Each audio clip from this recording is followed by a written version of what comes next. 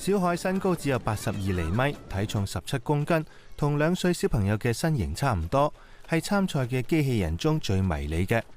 運控工程師介紹，小海前幾日啱啱參加咗第2屆中國人形機器人與具生智能大會，由馬不停蹄嚟到北京參加人形機器人半馬。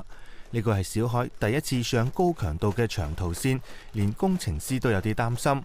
一開始各種盯着，提心吊膽，跑着跑着我們就放飛了，因為完全沒有出問題，沒有宕機，沒有跌倒，沒有發熱，就這樣連續跑了4個小時。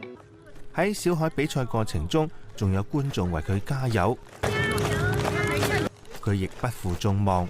我們直接幹到了將近15公里。